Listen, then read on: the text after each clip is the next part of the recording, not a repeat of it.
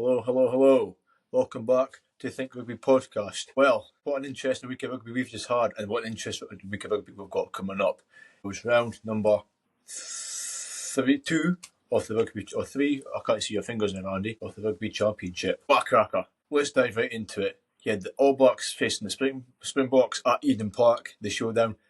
What was it? 30 years unbeaten at Eden Park, 50 games unbeaten in the making. That is remarkable. Probably against the team that everybody thought would be the team to kind of dethrone them from that kind of crown of that massive longevity winning streak, unbeaten run at Eden Park. You also had Australia. They were playing the Los Pumas, Argentina, which again, another cracker, came right down to the final, not just the final minute, the final play, which again, like, both games were absolutely stunning with some stand-up performers and really kind of like he is him performances, and I'll get onto that in a moment. How about yourself, Andy? How did you kind of find this week? Was probably last week. Yeah, I got to be honest, this last week I was on the Northlink ferry from Aberdeen to Shetland, so not that I would have gotten up anyway to watch the Australia-Argentina game. Yeah, I just chose not to. No, I was off the ferry home and I made it just in time to see the haka,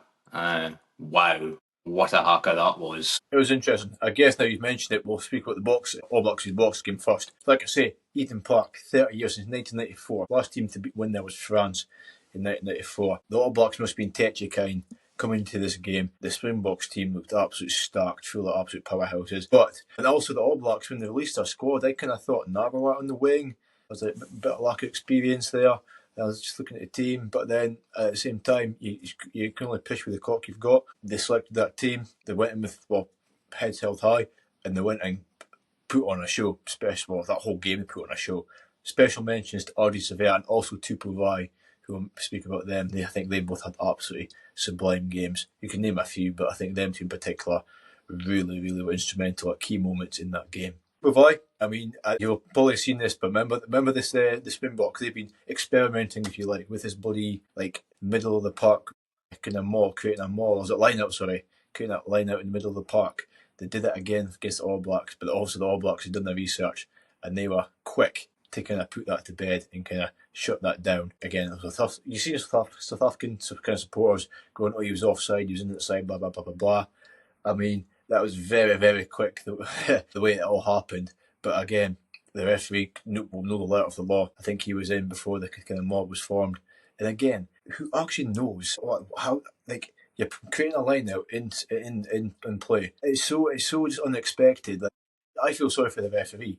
I was surprised there's not been a kind of thing to kind of something to kind of knock it on the head and say, right, you can't do that, because to me it just doesn't look quite right on the rugby pitch. But it is South Africa. You have got Rassie Rasmus as head coach. I mean, there's always going to be bizarre stuff the way it happened. But I was really impressed with Tupou Vai. That was a big key moment, quite kind of knocked the wind up South Africa's sails, especially when they're kind of trying to come back into that game. You had Ardi Sevilla, 100 cap, a centurion. I think he's the 13th, could be wrong there, in All Blacks history. Yeah, added on a prestigious list. Like, I mean, he's well suited to that prestigious list, don't get me wrong, but what an achievement. So hats off to Ardi Sevilla for that, and hopefully he's got a few more years left in him, because the way he's played, he ain't slowing down. He's getting even better with more experience. Maybe touched on it when the Wallabies bit the Springboks a few weeks ago. I was like, it's okay for the Springboks and Rassie Erasmus to take out all these like different things to try and do. That's okay when you're winning. When you lose, though, I'm sorry, I think you look a bit silly. And I'm a big fan of, the Springboks pushing the boundaries and testing where the line is for what's legal and what's not. For example, in the summertime, they played Italy and there was that scrum right pretty much immediately from kickoffs. Was it the Italian game they also did the middle of the park line out, or was it another game? Not sure about that. I can't remember now, but to the point, I think maybe it was a bit silly them doing that again, because again, like, especially elite teams like the All Blacks, they'll be looking for little things like that, that as soon as it happens, bang, in. Like, it's almost like it should be just a one-trick pony, I feel. I'm not sure about the one-trick pony thing, but it's when, right, we're kind of up against it, we'll try and take a trick out the box. I was maybe being too harsh by saying, oh, well, it's, you look a bit silly. Sometimes you do need to try and do that to try and get yourself an edge or an advantage in a game, but the fact that it was just like snuffed out so quickly and easily, I think was a real momentum swing for the All Blacks. No, absolutely. Those just in key areas when you kind of like South Africa were behind in the score, but they were 14-0 down quite early on. Okay, by half time, they managed to claw back 3 points, the $100 boot. But again, what is that? 11 point gap. That's a bit of a mountain to climb in an elite game like that. Not impossible, as shown as the second half progressed on. But the All Blacks were just clinical. The Box did kind of muscle the way back into it, though, like they usually do. But again, come into the man. Audrey Sevilla stepping up again. You've seen that clip. The turnover, the 78th minute, about 90 seconds left in the clock, and you're going in with a turnover like that. Like the sharpness, and then to hold on and not get like blown out by, I think it was like one of their props, either Oxenchain and Steph Toy. I can't remember, Quagga Smith maybe, who knows. But to stay in so stable and win that ball, win the penalty, and then effectively won the game for the All Blacks. Again, at Eden Park, defending that record. And it just goes to show, and I'm going to say it now, Audie Sevilla has to be World Player of the Year. Yeah, well, we'll just see what DuPont does, because there's some stuff that DuPont does as a scrum half. You're surprised that he's able to do that. Whereas Sevilla, he does everything that you would expect a back row to do and more. But we'll see. I don't know, man. I just think DuPont's had quite a year compared to when I speak about people getting better and better. I think DuPont's had better years than what he's had this year. He's also been injured as well, you've got to remember. So he hasn't played like a full kind of season. He was also injured. However, Harry Sevilla went to Moana Pacifica this year. Everybody said he was going to knock his game. He won't be the same playing Moana Pacifica. He just got better. He got even better. And they had the best season they've ever had with Moana Pacifica and the All Blacks. I thought the Box were going to do one over the All Blacks. I thought the record was on the line. But again, just being proved wrong. How could I doubt them? How could I doubt Audie Sevilla? The best player on the planet, in my opinion. Yeah, we might have to disagree on that one. But he's definitely up there nonetheless. But the full-time score there was 24 points to 17. I mean, the Box will be hurting there. They did get a losing bonus. Yeah, they did get a losing bonus point, which is maybe a saving grace for them. But honestly, they'll be hurting big time. They are third in the table just now, so they've got a bit of a mountain to climb if they want to come back. However, it is very, very close still. Because, it is close, because Australia V's Los Pumas admittedly had to catch up with this one. I didn't actually realise. I knew Australia did win in the end. I didn't actually realise how they won it and the setting they won it until I watched it back. Oh my goodness! Would you like to start off, Andy, or would you like me to kind of carry on? Well, I think Australia were not in a hiding to nothing, but they were. Yeah, you would have thought that by the end of the game, wow, this could get really ugly. It kind of just shows how much character Joe Schmidt has installed into this Wallabies team to be 3 tries down to bring it to, I think it was 24-21, and then or vice versa, maybe. And then, I mean, they were just like, no, we don't want to go for the penalty kick. We want to go for the whole win. They got it right at the end, and Joseph Swalihi, I think he's beginning to pay dividends for the amount of money that the Australian Rugby Union have paid him. What a player. Yeah. Again, he had an absolute stormer at the tender age of 22 years old. He also mentioned about the skipper, Harry Wilson. Now, I've been hearing like people say having some doubts about Wilson being captain because he's not the best player, but he must just be the most influential at the whole team, and he steps up. He steps in the big moments, as shown. He could have went for the 3 and settled, and I think Australia would have done that a while ago. But see now, Joe Smith has really turned the screw here, and they are now into like a fully operational, competitive, world-class team. Now, world-class team, they went and beat the Box. Okay, then lost to the Box, closely lost to the Box. Now Australia's now won 2 games. They've beaten the Box and they've also beaten Argentina, which is huge. They're also second in the table, 1 point behind the All Blacks just now, and they're still to play the All Blacks.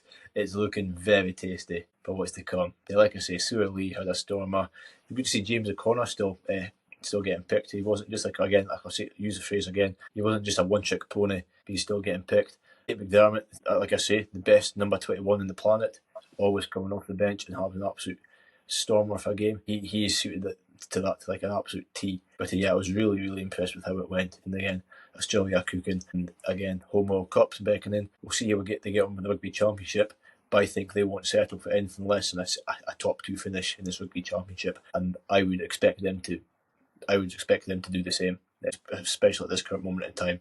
So the games against the Boks are done. They've got one more against the Pumas, and they've got Bledisloe against the All Blacks. Pretty good. Yeah, I mean, I can't remember there ever being a rugby championship this competitive. Last season, it was pretty much wrapped up by week 4. I mean, everybody was like, yeah, everybody thought the Boks was going to win. They won. But after that, week 3 and week 4 against the All Blacks, you're just like, no, this is it now, boys. But could lightning strike twice? Could it be the second set of fixtures that each team has against each other? Whether you win or lose your first fixture against your opposition, like win or lose the first one, do you then have the opposite result in the second one? Do you come in like amend your loss and take revenge? Could be. It really could be. Like I say, I will go back to it. It says probably they could be the closest rugby championship we've had for a very long time, especially since it's been like the 4 nations and not just the 3, which was back in like 2012 when it changed hands to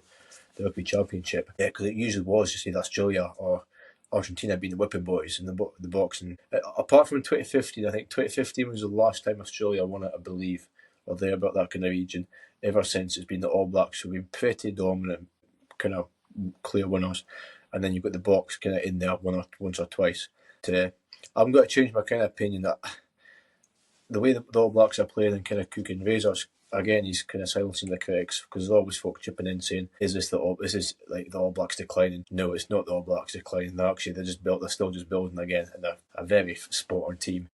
But you said a few weeks ago, Zav, that this All Blacks team here, and you would be one of these critics where, yeah, the All Blacks do not have the same aura now as what they once had. No, they don't. But that's because my theory, on reflection, they're up against the back-to-back Rugby World Cup champions and probably the best South African team, or the golden generation of South African players. Before, it was the All Blacks golden generation. I think the narrative has switched there, but the All Blacks can still show that they can put on a show and still beat them.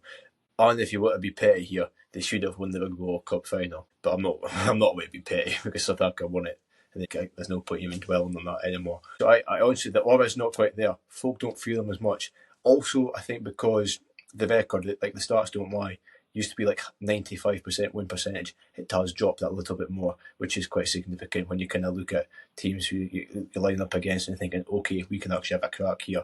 Mentality-wise, it does make a difference. However, the All Blacks are climbing again and they're looking pretty sweet. They are indeed, yeah. So, moving on to this next weekend, how do you think the results are going to go? We'll start off with Australia and Argentina. Well, so at the Allianz Stadium, 5 sold out. Sold out, exactly. Sold out as well. Huge. I am going to say, because I've not heard too much kind of injury updates or anybody kind of dropping out yet. I'm going to say Australia, but I'm going to say Australia by like 4. Okay, so more or less exactly the same result as what we've just seen. I've just noticed, actually. I just realised that. But yeah, okay, Australia by 4. Fate strikes twice. Yourself? Don't know. I mean, Australia are such an anomaly. I mean, I didn't think that they would have beaten the Springboks, and I didn't think they had the level of grit and character to come back from behind. Mm-hmm. I really don't know. I'm going to just throw away comment Australia by 1. Christ almighty. Okay. I am actually going to be up watching this game. Yeah. I am not. No, Zav, it's 5 a.m. in the morning. Don't be fucking mental. For a good cause, man. However, it is a Saturday just after a long working week. But I'm getting up. I love an early rise, really. And what better way to wake up to than a Australia vs Puma game, hopefully an Thornton counter. All Blacks game, surely be out your bed by this point.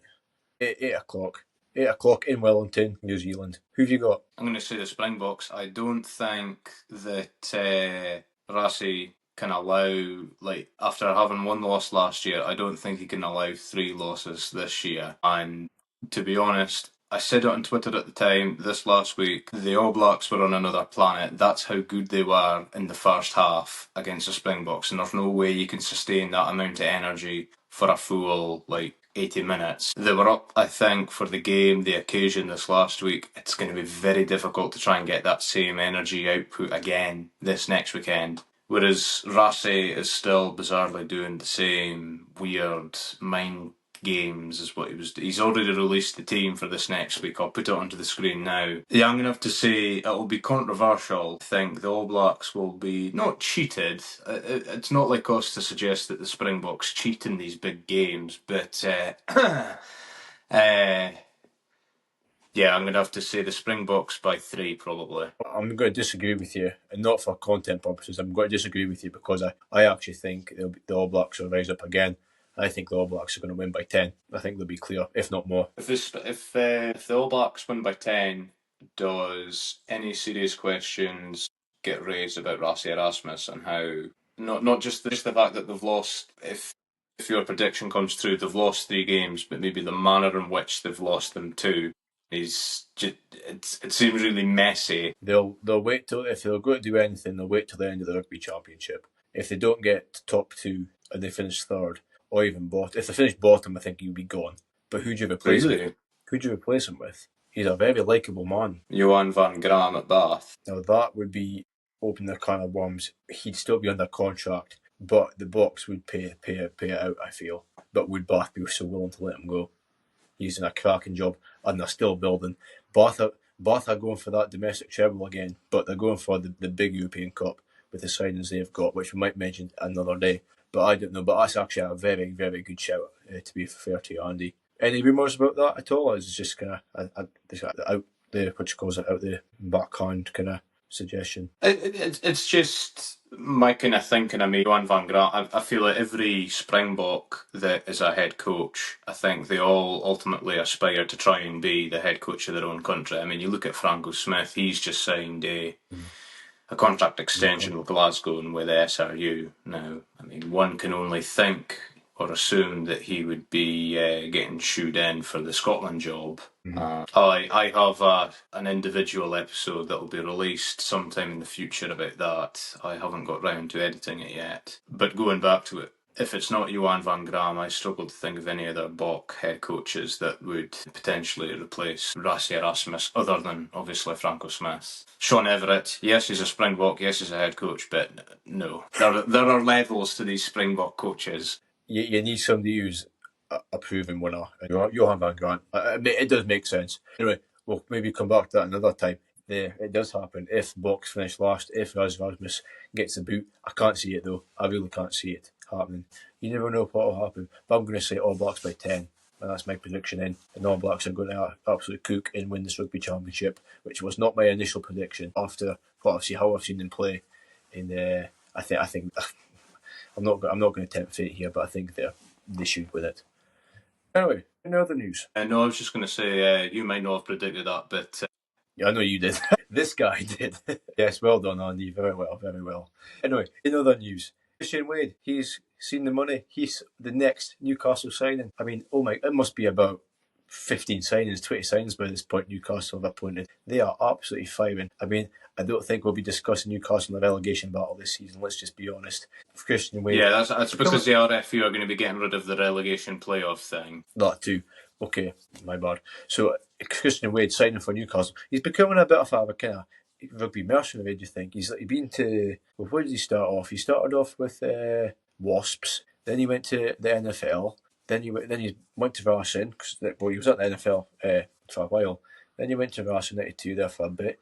Then he went back to Gloucester. Then he went to try his hand at rugby league, which semi-worked. And I'm very surprised to see him coming back until I heard which club he's signing for. Now he's signing for Newcastle post-Christmas once the league season's over. But he's only did a stint in rugby league. It's almost like he's trying to get his hand in too many pies and just get a taste of everything.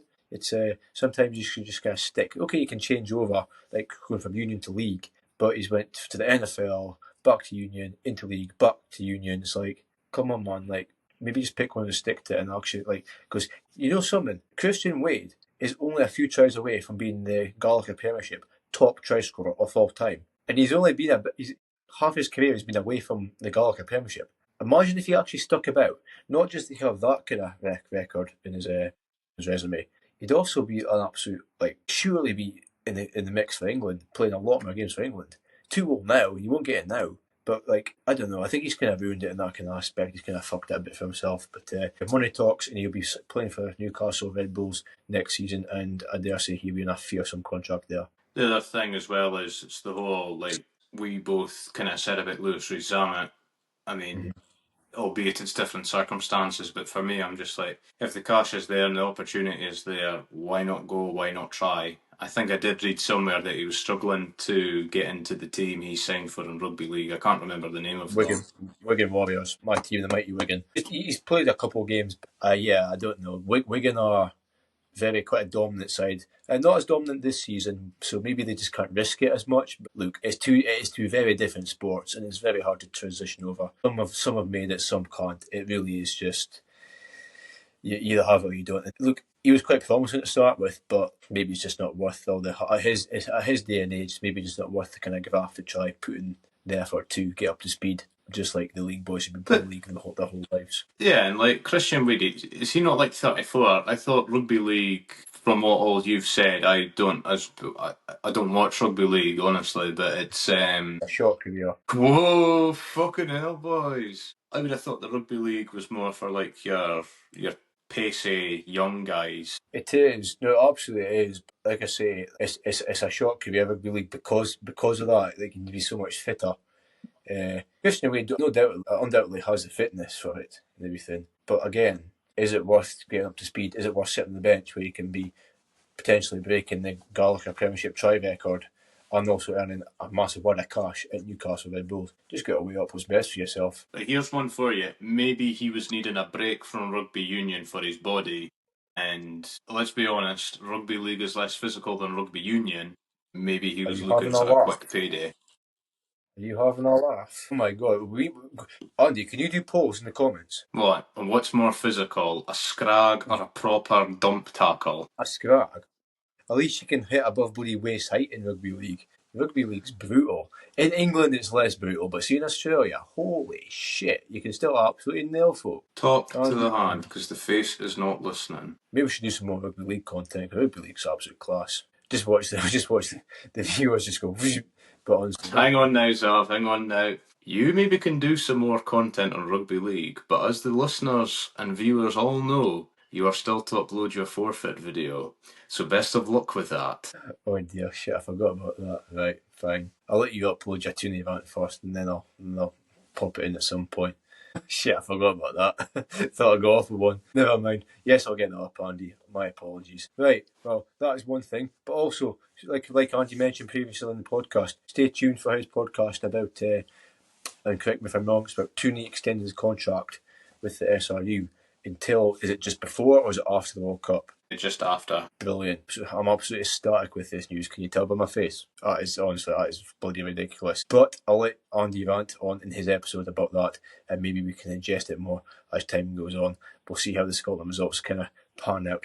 But in the meantime, we've got Rugby Championship to look forward to this weekend. Hope you've enjoyed this episode. That's me all done. I cannot wait for this weekend, and you'll see our reactions next week on these games. And then going into, I think there's a break after this week. Would I be correct in saying that? Yeah, a break after that. And then you've got Bledisloe after that, which is going to be absolutely huge. But no, thank you, Andy. That's all from me. Anything else to add? No, not at all. Just check out all our stuff in the description, and we will hopefully have ironed out the technical issues and other just life happening and consistent content happening from here on out. Well, so far so good today. No technical issues as of yet. So let's just wrap it up there before we've tipped fate in there. So thank you very much, Andy. Thank you very much, everybody listening. See you in the next episode. Bye-bye.